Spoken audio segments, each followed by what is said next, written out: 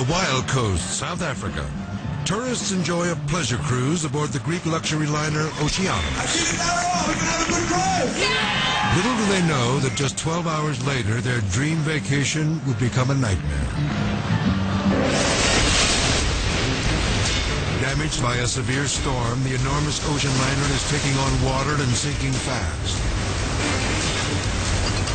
Its 400 terrified passengers are shocked when they discover that the captain and his cowardly crew have piled their luggage into several of the lifeboats and sailed off, leaving them to die.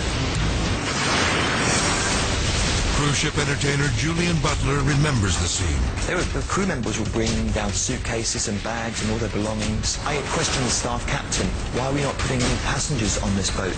He said bring 10. 10 out of probably 60 people on the lifeboat. Not enough.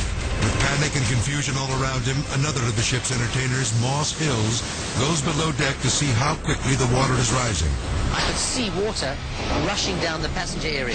Right down below now, there's water everywhere.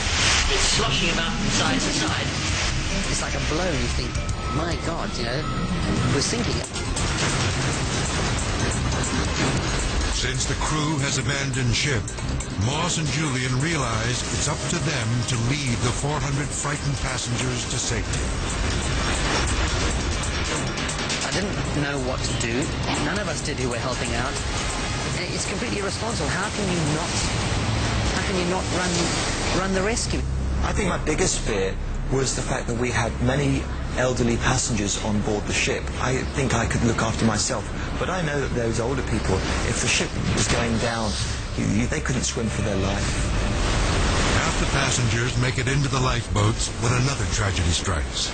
The ship leans over too far, rendering the remaining lifeboats useless. We couldn't launch any more lifeboats. They wouldn't go down. And so we were trapped on board, more than 200 people, and no other way to get off. Panic grips the passengers as Moss and Julian race to the ship's bridge and try to radio for help. National Sea Rescue need the speed channel. Can you help over? So we just started on the radio, you know, Mayday, Mayday, trying to make some kind of contact. Eventually we did make contact with the ship and told him what our situation was. And he says to me, you know, what rank are you? So I said, I'm not a rank, I'm a guitarist.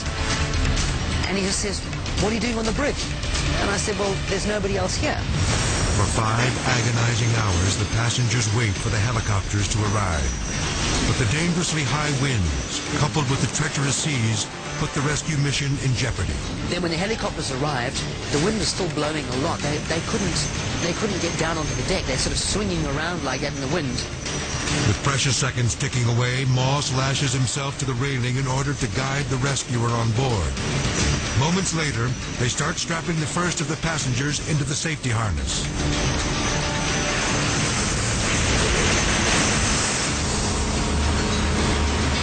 It was quite difficult because as the ship's pitching and rolling, that cable is getting longer and shorter all the time. I got really scared and I thought, you know, while saving someone, I could be very well killing someone.